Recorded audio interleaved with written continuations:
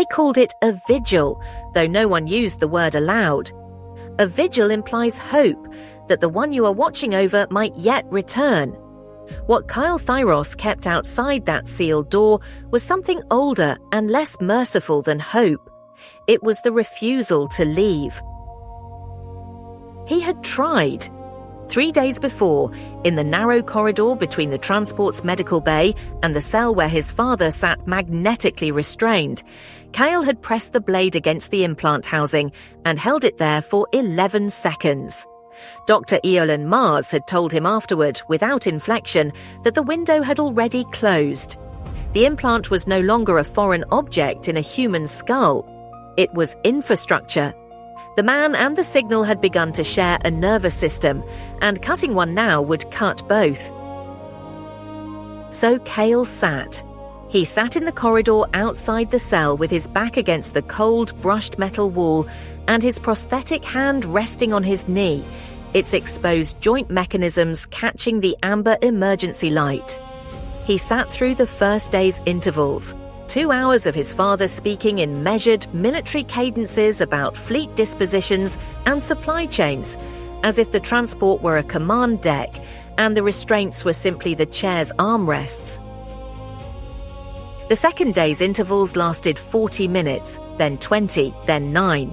The hull panels around the cell had begun to show faint, luminous veins, progenitor circuitry in the ship's bones responding to his father's presence, like a body recognizing a long-absent organ.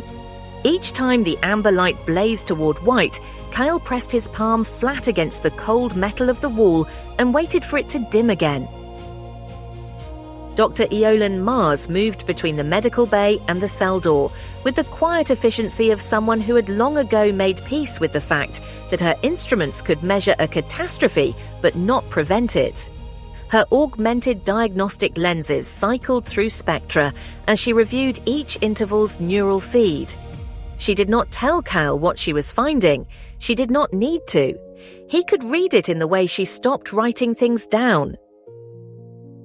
On the third morning, Admiral Thyros came to stand beside Kael in the corridor.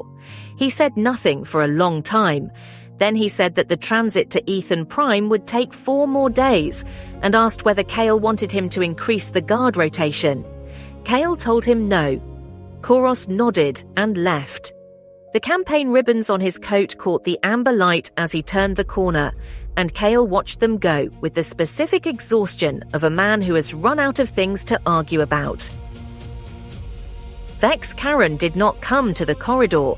Vex Karen sat in the narrow communications hub 2 decks above and watched through the cell's monitoring feed with the flat operational stillness that was her only register. She had watched every interval. She had logged none of them. What she was building in the silence of that unlogged record was something she would not name yet, even to herself. The fourth interval came without announcement. One moment the amber-white glow of the implant was blazing, the hull veins pulsing in rhythms that had nothing to do with the ship's drive cycle. And then, like a tide going out, the light dimmed to its old familiar amber. Lord Thyros raised his head. His iron-grey hair was matted against his skull. His dark brown skin had taken on a greyish cast from 3 days of recycled air and no sunlight. But his right eye, the human one, was clear. He said Kael's name, not the way the signal said it, when the implant blazed white and the voice dropped to a harmonic register no human throat should produce. He said it the way he had said it when Kael was 9 years old and had broken a navigation console trying to understand how it worked. Flat, familiar, carrying the particular weight of a man who has been disappointed so many times by the people he loves that disappointment has become its own form of tenderness. Kael was inside the cell before the guards could register that he had moved. He knelt in front of the magnetic locked chair and looked up at his father's face, and his prosthetic hand gripped the armrest with a force that left marks in the metal. His father spoke for 4 minutes and 12 seconds.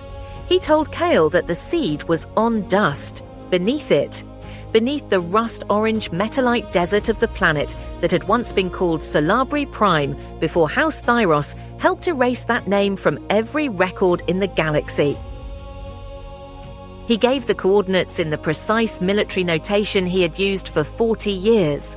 He said them twice, slowly, the way you say something to a child you are not sure is listening. And then he told Kael why.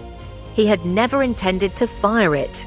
He had known about the seed for 30 years, had inherited the knowledge from his predecessor the way you inherit a debt, quietly and without ceremony.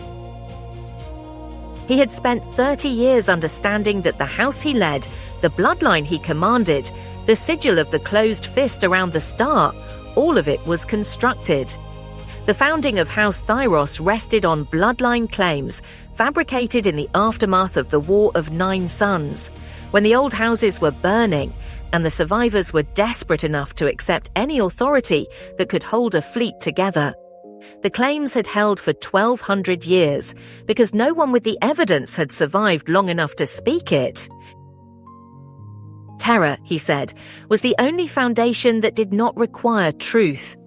If every house in the galaxy believed that House Thyros held a planet-killing weapon and had the will to use it, if that belief was credible, documented, whispered at every negotiating table and calculated into every fleet disposition, then no house would move.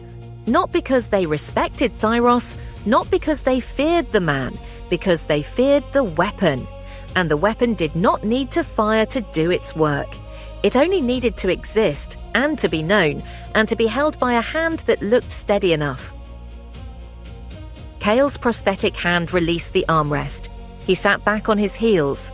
He looked at his father's face, the iron-grey hair, the deep brown skin, the clear human eye, and the amber implant beside it. And he did not speak. There was nothing in him that had words for this yet. There was only the image of his father telling him that the house Kael had mourned, had spent years trying to dismantle, had never been real, had been a performance of inevitability so sustained and so precise that it had become indistinguishable from history. The seal ring on his father's right hand went still. It had been reshaping itself continuously for 3 days, the living metal cycling through authentication sequences, as if trying to sign documents that did not exist. Now it was motionless. A band of metal on a restrained hand, nothing more, and then the amber in the implant began to bleed toward white. His father said one more thing before the interval closed. He said that the severing of Kael's hand, the traitor's mark, the act that had made the silent choir classify him as dead rather than hunted, had been a mercy. He said it the way a man says something he has been rehearsing for years and still cannot make sound like what he means. Whether it was true or whether it was the last self-justification of a dying man who needed his son to understand him before the signal took him completely, Kael did not know. He would not know. That was the gift and the cruelty of a 4-minute window. The implant blazed white, the hull veins pulsed. Lord Thyros's voice dropped to the harmonic register, and the thing that spoke his father's words was no longer his father. Kael stood. He walked out of the cell. He stood in the corridor with his back against the cold metal wall and his prosthetic hand at his side, and he breathed the recycled ship air until the shaking in his human hand stopped. Eolan Mards found him there 20 minutes later. She looked at him through her diagnostic lenses, cycling through spectra she did not need for this particular assessment. He told her what his father had said. Not the seed, not the coordinates, but the shape of it, the lie at the foundation, the terror as architecture. She listened without moving. When he finished, she reached up and touched the corroded data chip at her throat, and she said nothing. Sometimes nothing is the most precise response available. 2 days later, Lord Thyros stopped having intervals. The implant burned white and did not dim. The hull veins spread from the cell to the adjacent corridor, then to the deck plating. faint luminous threads mapping themselves through the ship's progenitor-derived systems, as if the Old Lord's nervous system were colonizing the vessel. The guards were rotated out. Ireland sealed the cell from the medical bay's remote panel. Admiral Koros ordered the transit speed increased and said a prayer under his breath that no one was meant to hear. Kael sat in the corridor for another day.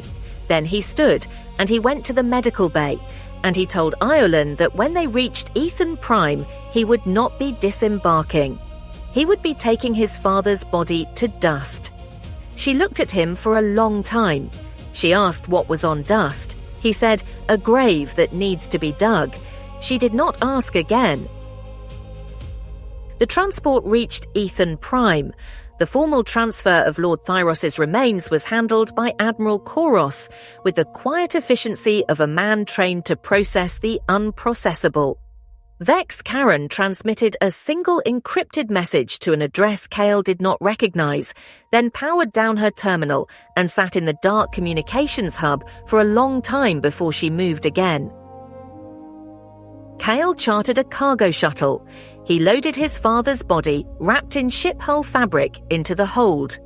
He sat in the pilot's seat with his prosthetic hand on the controls and his human hand resting on the blade he had brought to sever a connection and had not used.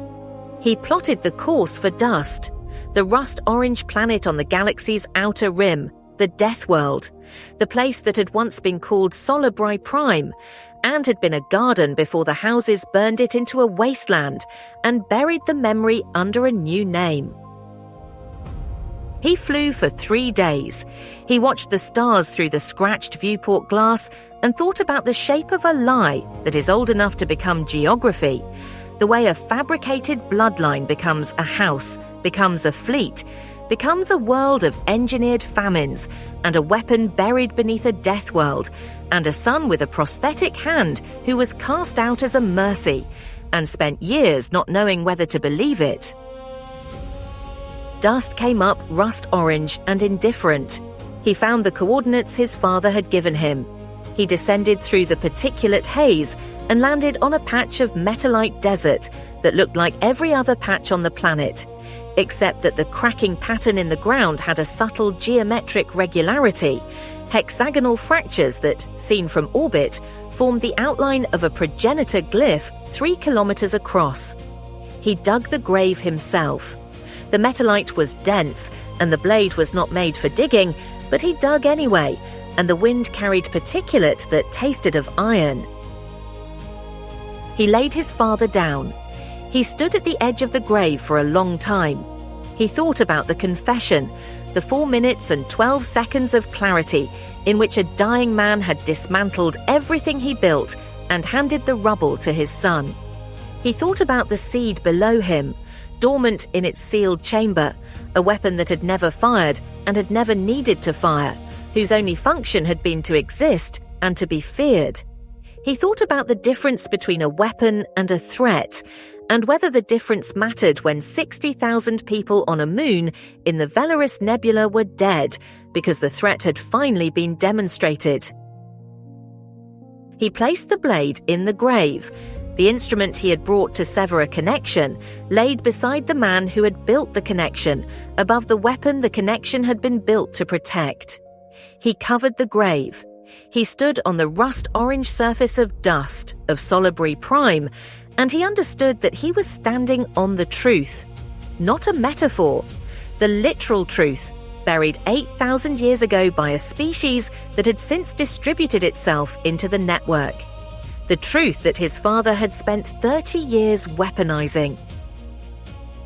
He did not know what to do with it yet. That was the honest answer, and Kael Thyros had learned, in 4 minutes and 12 seconds, the particular cost of dishonesty that calls itself strategy. He walked back to the shuttle. He did not look back at the grave. He sat in the pilot's seat and held the coordinates in his memory, the only copy now, except for whatever Vex Karen had logged in the silence of her unlogged record. And he looked at the rust-orange horizon until the chemical storm on the far edge of the desert began moving toward him. Then he lifted off.